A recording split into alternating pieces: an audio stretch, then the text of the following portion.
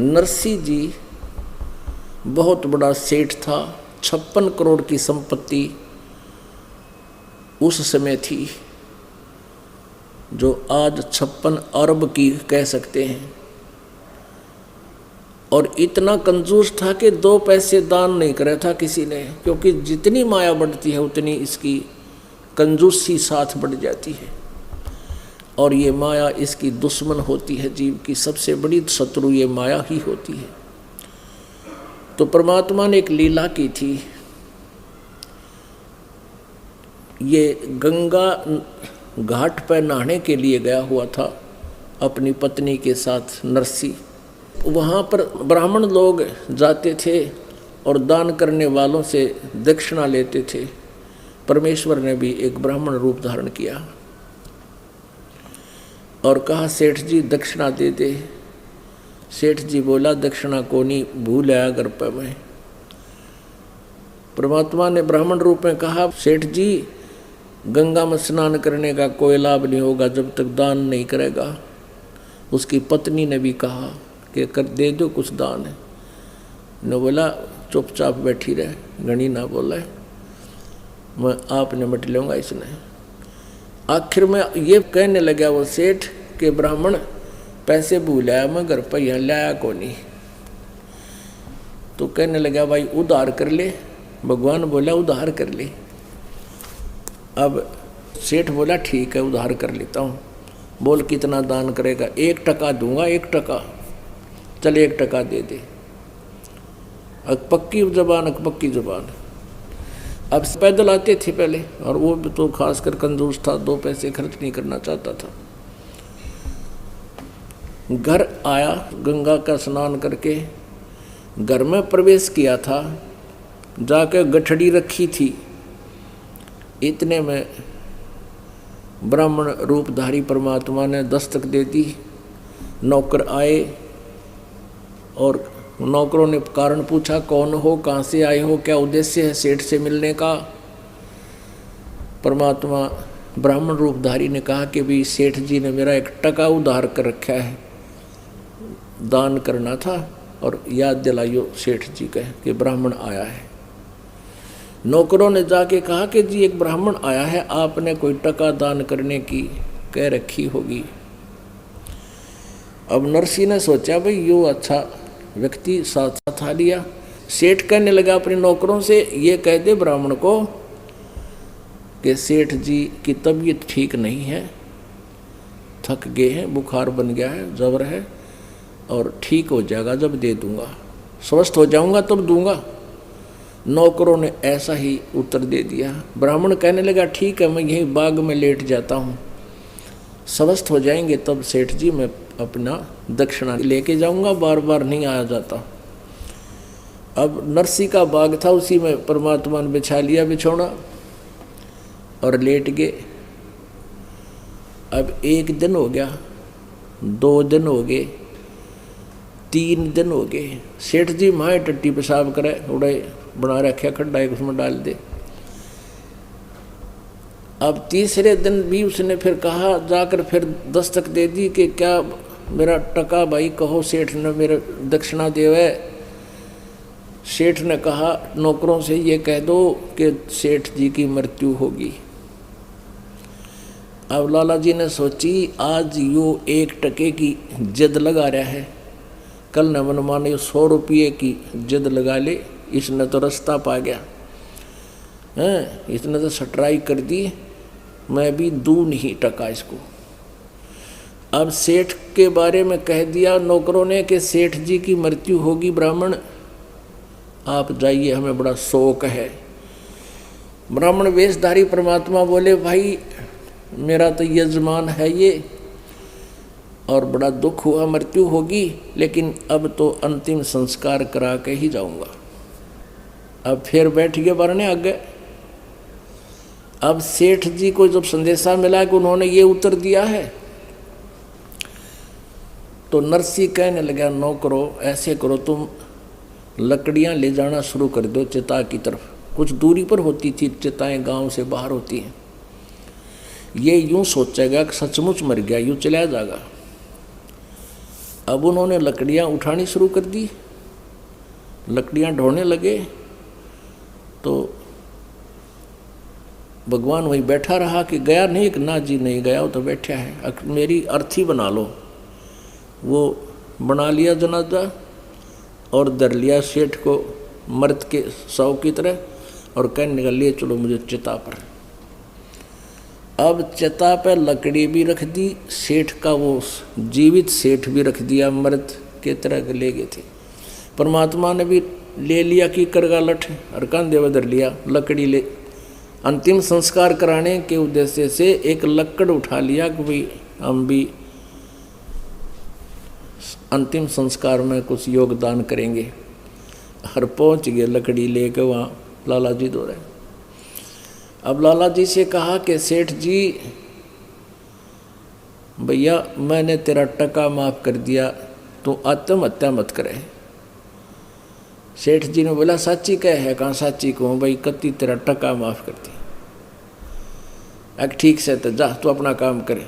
परमात्मा बोले अच्छा जी मैं चलता हूँ। वो ब्राह्मण रूप धारी परमात्मा चले गए। उधर लाला जी ने सेठ अपने नौकरों से कहा कि सारी लकड़ी ठा लो, उल्टी कदे नाश हो जा। वो सारी लकड़ी वापस ले ठवा कर, थोड़ी बहुत बची थी उसने आप ठहरा, इतने टुकड़ा नहीं, इतना कंजूस। और एक लड़की थी उसका विवाह कर दिया था और आगे कोई पुत्र भी नहीं था, और चीचड़ बना बैठा, उसका संग्रह करें बैठा 56 करोड़ संपत्ति ने उत्तरा के जब। अब सेठ जी ने सोचा लिया वह कई दिन हो गए शहर सपट्टा करे, तो दूर तक घूम का आऊँगा। वो अगले दिन सेठ जी तो निकल गया शहर सपट्टे को, पीछे तो परमात्मा नरसी रूप बना के नरसी के घर में प्रवेश कर गया। नौकर नहीं पहचान पाए और नौकरों से ये बोल दिया भाई आज वो ब्राह्मण था ना, ब्राह्मण वो बहुरूपिया है, आज मेरा रूप बना का होगा, और उसको यहाँ से कह देना तू चला जा राजी खुशी। और नहीं मानना तो उसने कह दिए आज तेरा लठ मार देंगे 2-4, या तो तू चला जा।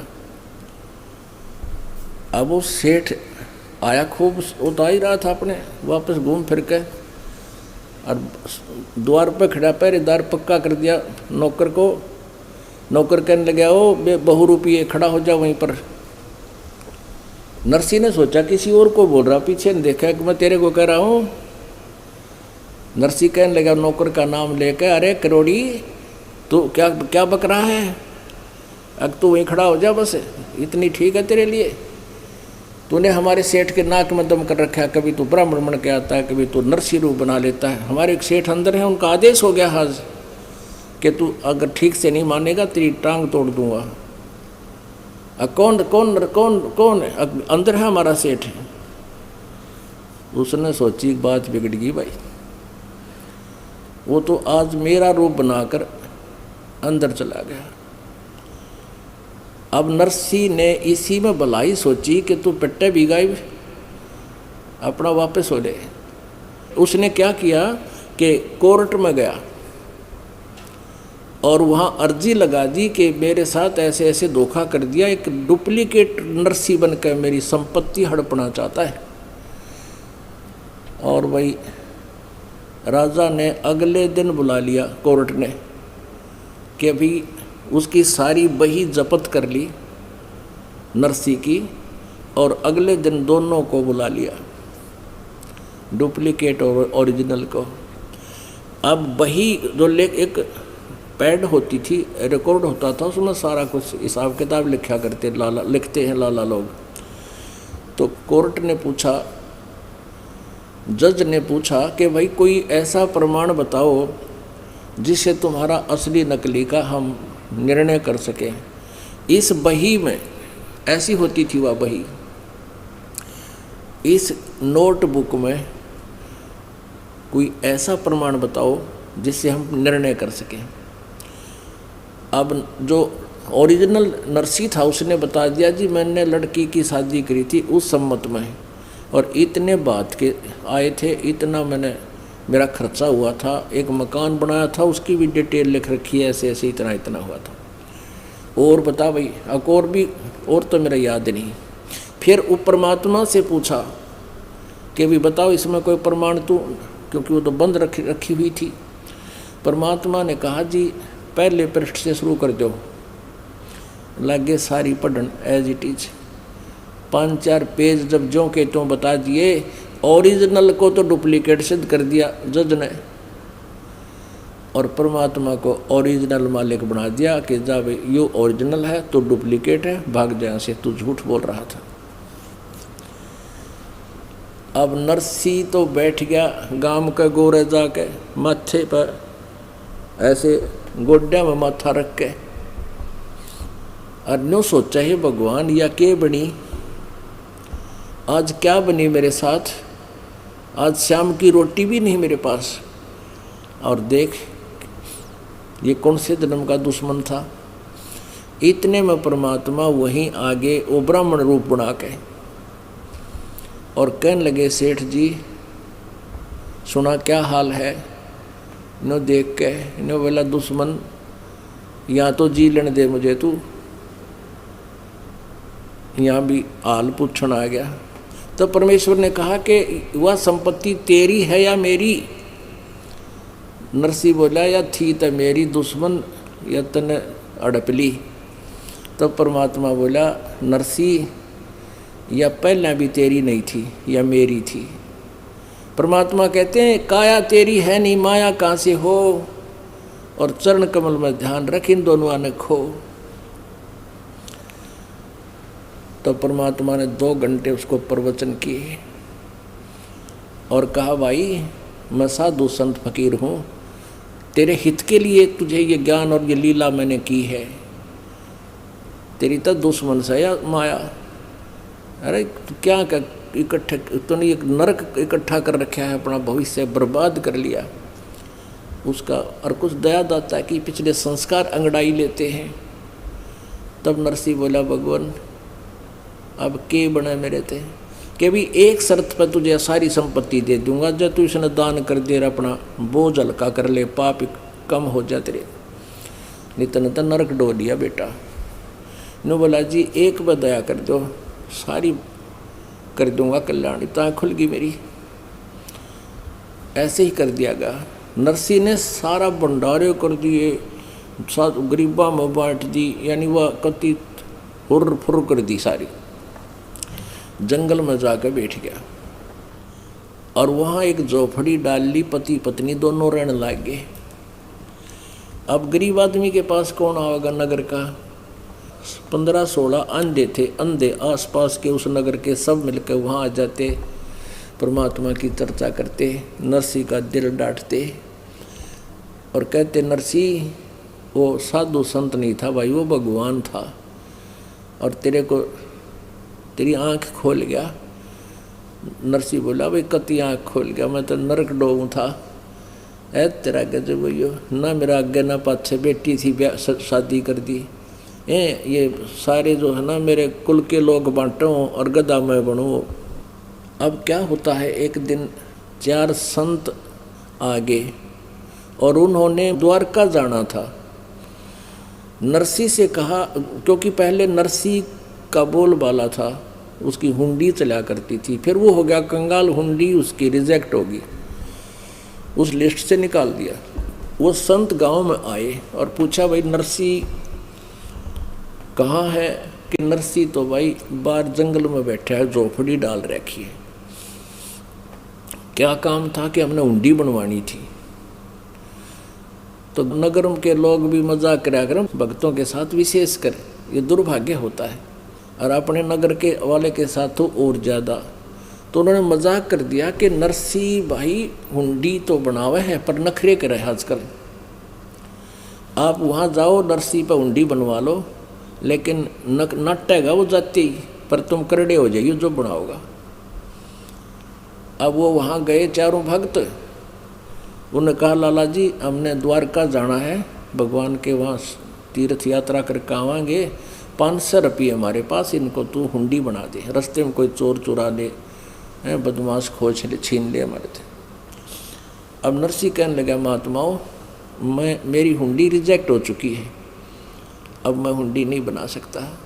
चारवा की तौड़ी चढ़ गई, कहने लगे तू सचमुच नगर वाले ठीक ही कह रहे थे, तू आज पहले वाला नरसी नहीं रहा, तेरा दिमाग खराब हो गया है, तू साधु संतों के साथ मजाक करता है। अब नरसी भी जान गया कि इनकी तो भाई चाबी भर रखी किसी ने, और ये इसे आकर तो ये कैसे मनमानी शराब दे दें। कहने लगे महाराज नाराज ना हो, लाओ 500 रुपये। वो 500 रुपये धरे रखे थे, लेकर कागज लाओ, वो कागज़ ले आई और लिख दिया, क्योंकि वो श्री कृष्ण का पुजारी था, ये नरसी श्री कृष्ण का पुजारी था। अपने आत्मा हम भी श्री कृष्ण के पुजारी थे, लेकिन ये पता चला हमारा तो साथी पहले भी वही था, अब तो आंखें खुल गई, मोतियाबिंद खत्म हो गया हमारा अज्ञान का। तो उसने श्री सांवल शाह नामक सेठ, सांवरिया सेठ यानी कृष्ण, काला कहो चाहे कृष्ण कहो, कृष्ण माने काला होता है और सांवला माने भी काला होता है।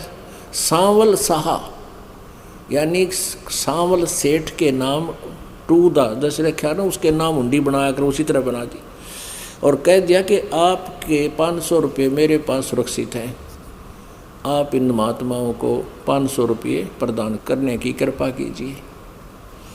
साधु संत ले गए उस ड्राफ्ट को लेकर, द्वारका पहुंच गए। उधर से नरसी ने 500 रुपये का भंडारे का सामान मंगा लिया, दाल चीनी चावल आटा नमक मिर्च सब्जी तो सब मिला के, और उसका भंडारा कर दिया, भोजन करा दिया भक्तों को, साधु संतों को, गरीबों को।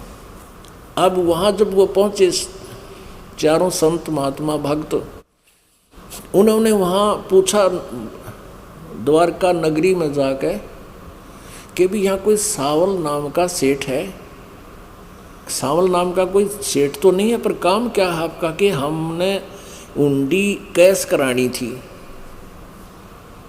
किसकी बनाई हुई है? उन्होंने बता दिया कि वो सामने एक हुंडी उसकी चलती है, उसके पास जाओ। वो सेठ के पास गए, उस सेठ ने देखा कि ये तो नरसी की हुंडी है, नरसी की हुंडी नहीं चलती है, रिजेक्ट हो चुका है, देखो ये लिस्ट में लिखा है, तुम्हारे साथ धोखा कर दिया महात्माओं, वो तो ठग झूठा कपटी आदमी हो गया। अब वो महात्मा न्यों कहे भाई ऐसा आदमी तो नहीं लगे था, उनका ना जचिया बात, वो आदमी झूठा कपटी है, पर हमने घना जोर दे दिया और वापस जावांगे, हमारे 500 रुपये पावेंगे उसके पास रखे हुए। उसने डरते ने लिख दी होगी, लेकिन अब कैसे गुजारा करें? 2 3 4 10 20 सेठों को से पूछा, सब ने यही जवाब दिया। नगर से बाहर जाकर और उस समुद्र के किनारे बैठ गए और माथे माथर मार लिया, कर लिया नु। उधर से नरसी ने देखा अपनी दिव्य दृष्टि से कि परमात्मा ने आके भक्तों को पैसे दिए या नहीं। देखा कि वो तो मायूस हुए बैठे हैं। तब उसने सोचा कि गलती बन गई हमारे से, परमात्मा आए क्यों नहीं। अपनी पत्नी से पूछा कि जो 500 रुपये का सामान आया था, आटा नमक मिर्च जो भी था, चावल चीनी दूध, वो कोई बचा तो नहीं है? उसकी पत्नी ने कहा कि और तो कुछ नहीं बचा है, केवल पलोथन बचा है। पलोथन, पलोथन क्या होता है? जैसे रोटी बनाते समय सूखा आटा थोड़ा सा रख लेते हैं अलग से, और उसमें लोई बनाकर उसमें ऐसे दोनों तरफ सूखा आटा लगाकर ऐसे पोया करते हैं ताकि वो हाथा का ना चपके। तो वो पलोथन यानी वो थोड़ा सा सूखा आटा बचा हुआ था। नरसी बोला इसकी रोटी बना। वो रोटी बनाई तो 4 रोटी बनी उसकी। उधर से परमात्मा ने लीला की, एक राह चलता महात्मा साधु रूप बना के द्वार पर खड़ा हो गया। कहने लगा भाई भूख लगी है। कुटिया के सामने, झोपड़ी के सामने खड़ा हो गया। नरसी बोला आ जाओ महाराज बैठो। वो 4 रोटी बना रखी थी, चारों दे दी। अब खाओ महाराज। अब खा कर रोटी पी कर पानी, परमात्मा जो साधु रूप में था चल पड़े। और वहाँ क्या हुआ, उधर जा कर के सांवल नामक एक मारवाड़ी सेठ, दोनों कान्ना में तक कलम टांग रखी, इतना बड़ा साफा और दोहरा धोती जैसे डबल ये राजस्थानी बुजुर्ग बांधा करें इस तरह की वेशभूषा करके, और वहाँ पहुँच गया महात्माओं के पास, प्रकट हो गया कि कबीर परमेश्वर, और कहने लगा महात्मा जी कैसे बैठे हो? सेठ जी के बैठे हैं, बस पूछो मत, ऐसे ऐसे समस्या आ गई। और नरसी व्यक्ति तो लगा है अच्छा, हमने ज़्यादा जोर दे दिया, उसने हुंडी बना दी, और यहाँ सांवल नाम का कोई साहूकार को नहीं, और अब हमारे पास कोई पैसा नहीं, हमने अपना सैर सपट्टा करना था, तीर्थ यात्रा यहाँ देखनी थी, घूमना था। तो परमेश्वर बोले भाई कौन का है सांवल सा सेठ को ना इस द्वारका में? मैं रहा। अक आप हो? हाँ भाई मैं हूँ। अक सचमुच? अगर वो झूठ बोल रहा हूँ मैं? लो कहाँ वो ड्राफ्ट दो, मैंने वो हुंडी दे दी, लो जी आ जा। उस द्वारका के मेन बाजार में जाके और न्यों बोला परमात्मा चद्दर बिछा लो भगतो, चद्दर बिछा दो। आप चद्दर बिछा दिया और न्यों उन सब सेठों को दिखा दिखा कर न्यों का एक चांदी के रुपये आया करते, चांदी के से मोटे मोटे कति कच्चे नए लाए रखे भगवान ने, 2 3 4 वो सारे देखे निकल कर क्यों हो रहा भाई, चारों तरफ झूम गई दुनिया। कौन है भाई? वो महात्मा बोले सांवल सेठ तुम नटो थे, यूरा द्वारका का सेठ है। 500 रुपये दर दिए नए नए, और कहा कि उस नरसी सेठ को कह देना उसका दास हाजिर है, चल करोड़ हुंडी लिख दे, इस दास के नाम सारी हुंडी लूँगा उसकी। न्यों कहकर अंतर्ध्यान हो गए, सबके सामने अदृश्य हो गए परमात्मा। तब उन द्वारका वाले लोगों का जच्चारा भाई ये तो सचमुच भगवान थे। अपने आत्माओं परमात्मा कहते हैं कि कल्पे कारण कौन है, कर पूजा निष्काम बगैर किसी इच्छा के। तू जैसे मैं कहता तू भक्ति दान धर्म करता रहे और मन इच्छा फल देऊंगा जब पड़े मेरे ते काम। अब ये कथा इसलिए सुनानी पड़ी कि ये दानंद जैसे नास्तिक काल के दूत था यू, और उधर से वेदों को सत्य मानता है, वेदों को विपरीत टोटली ज्ञान सत्यार प्रकाश में बर रखा है। परमात्मा की महिमा से अंश भी परिचित नहीं था।